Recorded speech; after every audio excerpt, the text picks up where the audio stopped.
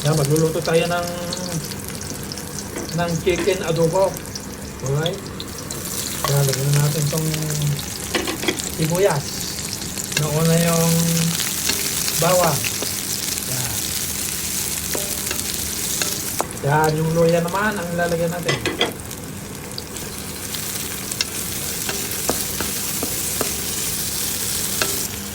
Yan, igisa na natin itong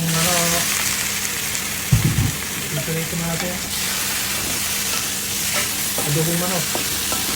The best adobong manok.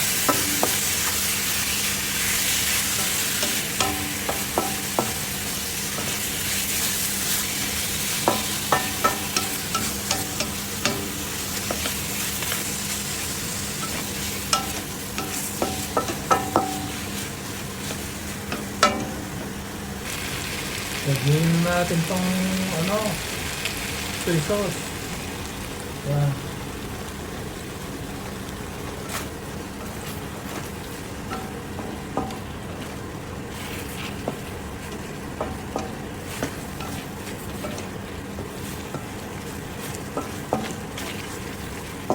Soy sauce, nag-isa siya. Masisi yung taba ng manok, masarap to.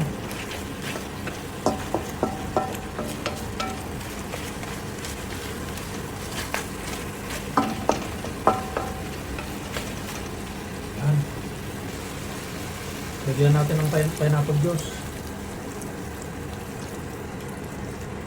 Yan.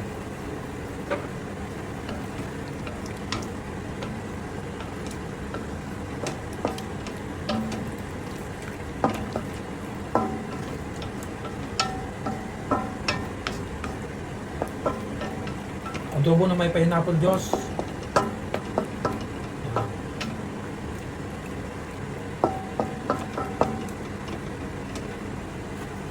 Tapos takpan muna natin. Pakuluin natin. Tingnan natin kung kumukulo na siya. Ayan, kumukulo na siya. Tapos lalagyan ko siya ng yung string beans, bell pepper. Ayan. Lagyan natin ng konting oyster sauce. Ayan. Tapos, saka natin haluin.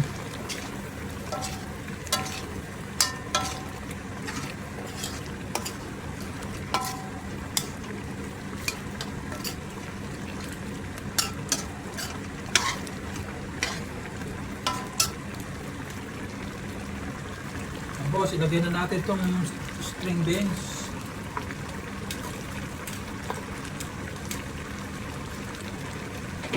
Hindi pala string beans ito. Beans. Wagyu beans.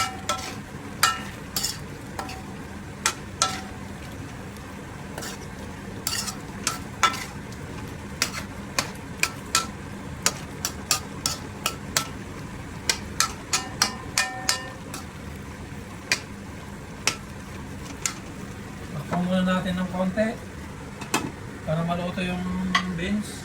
Pagkatapos, saka natin ilalagay yung bell pepper. Luto na yung beans, kaya ito lagyan naman natin itong isang pirasong yellow bell pepper. Yan, na in-slice ko. Yan. Dali na lang yan, luto na. Luto na yung beans eh.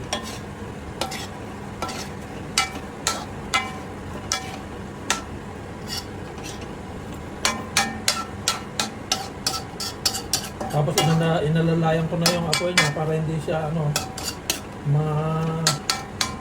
masunog, kasi yung tignan niyo daming sabaw kanina. Ngayon kukunti na Ayan. Takpan natin ng konti, mga 1 minuto lang tapos na. Okay na. Tignan na natin. Luto na siya, mga idol. Okay na siya. Patayin ko na yung apoy. Ito na siya.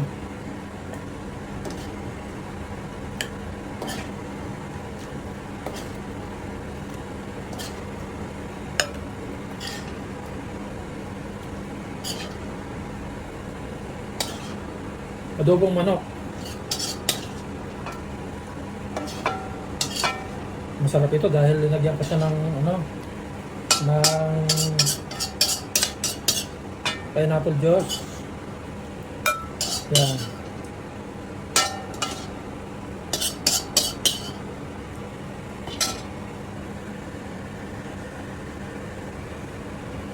Alright.